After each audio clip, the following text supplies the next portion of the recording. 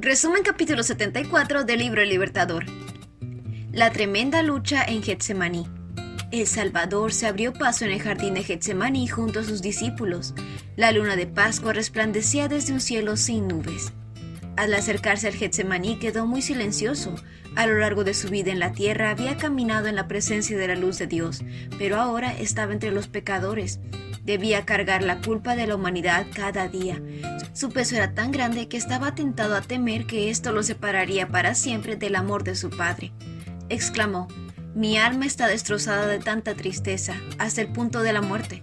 Los discípulos nunca antes habían visto a su maestro tan triste. Su cuerpo se tambaleaba como si estuviese por caer. Al llegar al jardín, sus discípulos buscaron ansiosamente el lugar al cual él acostumbraba ir para que su maestro pudiera descansar. 2 veces sus amigos lo sostuvieron o hubiera caído. Cerca de la entrada del jardín, Jesús dejó a todos sus discípulos, menos a 3, rogándoles que orasen por sí mismos y por él. Acompañado de Pedro, Santiago y de Juan, entró en los lugares más apartados del jardín. En su gran lucha, Cristo quería sentir la presencia de ellos cerca de él.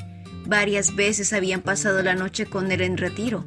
Luego de unos momentos de oración, se dormían tranquilos hasta que los despertaba en la mañana para salir a trabajar nuevamente. Ahora quería que pasen la noche con él en oración, pero aún así no podía soportar que ellos presenciaran la agonía que estaba por atravesar. Les dijo: «Quédense aquí y velen conmigo». Se apartó a una corta distancia de ellos, no tan lejos que no lo pudiesen ver o oír, y cayó postrado en el suelo. Sentía que estaba siendo separado del Padre por el pecado. El abismo era tan ancho, tan oscuro, tan profundo que su espíritu temblaba al acercarse a él. No debía ejercer su poder divino para escapar de esta agonía. Como hombre debía sufrir las consecuencias del pecado humano. Como hombre debía soportar la ira de Dios contra la transgresión. Cristo ahora tenía una actitud diferente a la que había tenido antes. Como nuestro sustituto, estaba sufriendo bajo la justicia divina. Hasta ese momento había actuado como intercesor por nosotros. Ahora él anhelaba tener un intercesor para sí mismo. Sintiendo que su única unidad con el Padre estaba siendo quebrantada, temía que su naturaleza humana no soportase el conflicto. El tentador había venido para la última y terrible batalla. Si fallaba ahí, el reino del mundo sería finalmente de Cristo. Él sería destronado. Pero si podía vencer a Cristo, la tierra sería el reino de Satanás y la raza humana estaría para siempre en su poder. Satanás le decía a Jesús que, si se hacía garante de un mundo pecaminoso, quedaría identificado como del reino de Satanás y nunca más sería uno con Dios. ¿Y qué ganaría él con este sacrificio? Satanás presentaba la situación al Redentor. El pueblo pretende estar por encima de todos los otros con ventajas espirituales y buscan tu destrucción. Uno de tus propios discípulos te traicionará, uno de los más fieles seguidores te negará, todos te abandonarán. Pensar que aquellos a quienes él amaba tanto se unirían al plan de Satanás le atravesaba su corazón. El conflicto era terrible, los pecados de la humanidad pesaban tremendamente sobre Cristo, y la sensación de ira de Dios contra el pecado estaba aplastando su vida. En su agonía se aferró al suelo frío, como si quisiera evitar ser alejado mucho más de Dios. De sus pálidos labios salió el amargo clamor: «Abba, Padre, todo es posible para ti. Te pido que quites esta copa de sufrimiento de mí». Pero aún en este momento añadió: «Sin embargo, quiero que se haga tu voluntad, no la mía». El corazón humano anhela simpatía en el sufrimiento. Cristo sintió esta necesidad más lo profundo de su ser. Vino a sus discípulos deseando fuertemente escuchar alguna palabra de consuelo. Anhelaba saber que ellos estaban orando por él y por ellos mismos, pero encontró a los discípulos dormidos. Si los hubiese encontrado buscando refugio en el Señor para que los agentes satánicos no obtuviesen victoria sobre ellos, él había recibido consuelo. Cuando el Salvador más necesitó sus oraciones, ellos estaban dormidos. Los discípulos se despertaron al oír la voz de Jesús, pero casi no lo reconocieron, porque su rostro había cambiado mucho por la angustia. Nuevamente el Hijo de Dios entró en agonía sobrehumana y a punto de desmayar agotado volvió tambaleándose al lugar de su lucha anterior.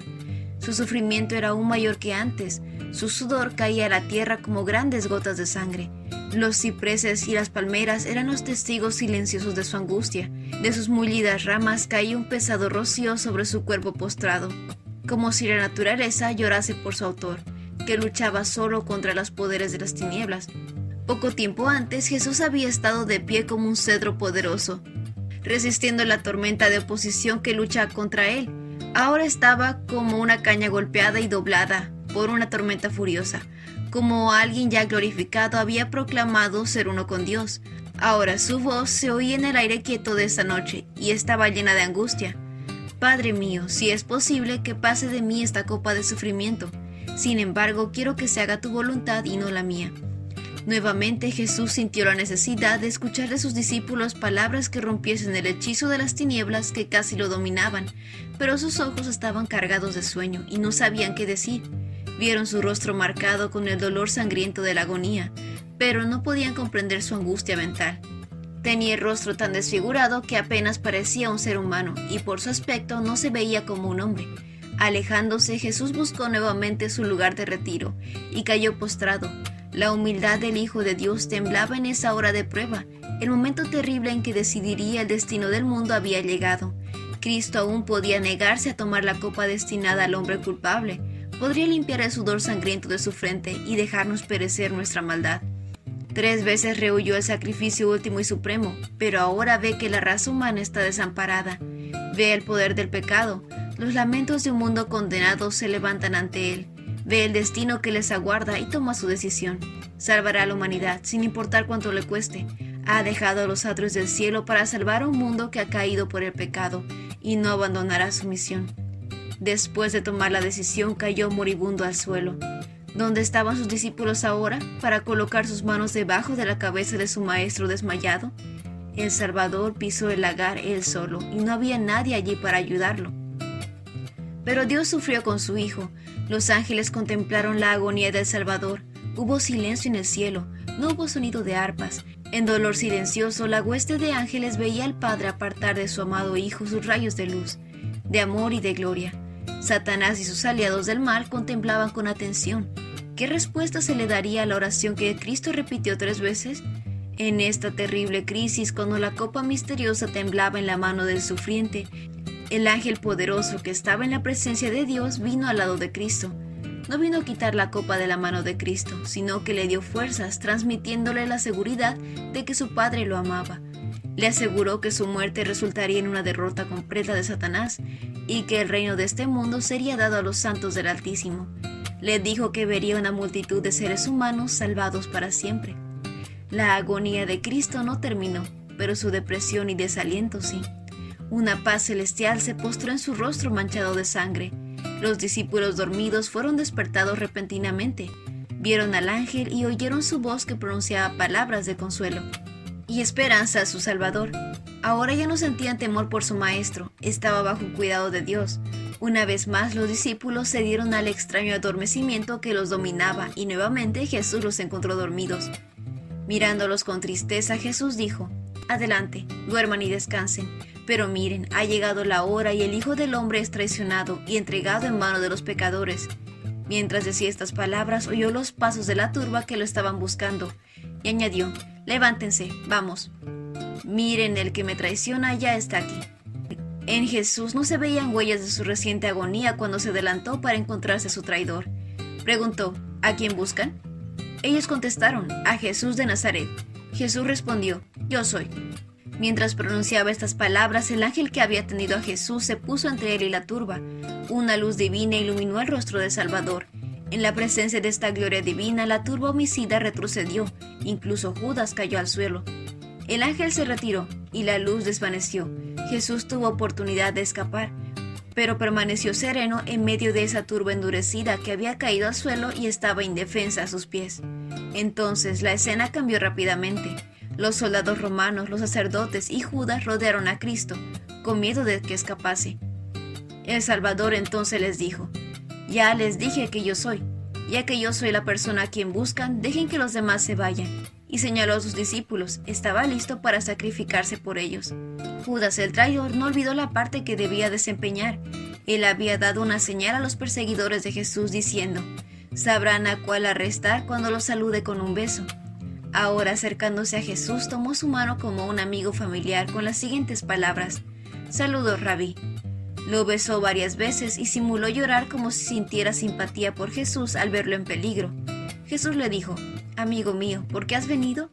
Su voz temblaba de dolor al añadir: «Judas, con un beso traicionas al Hijo del Hombre?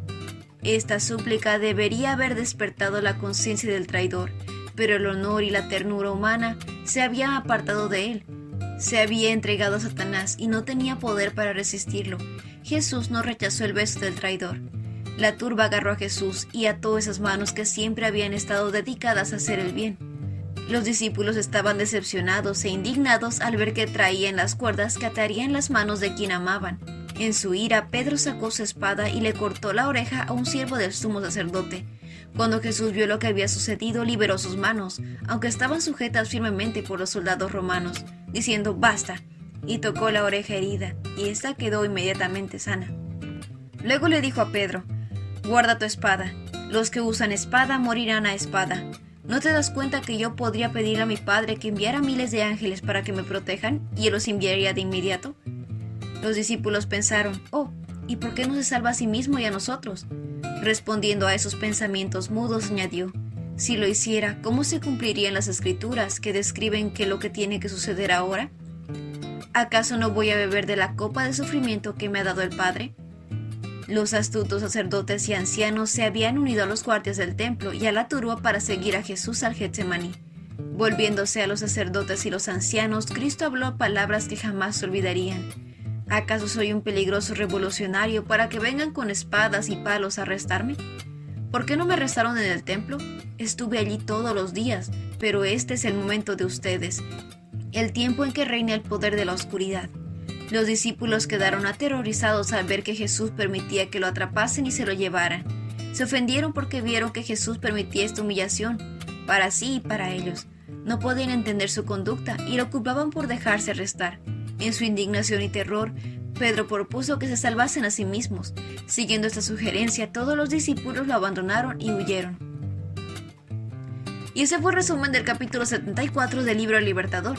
No olvides compartir este video con tus compañeros de clase o con otras personas que tú creas que puedan necesitar este resumen. Nos vemos la próxima.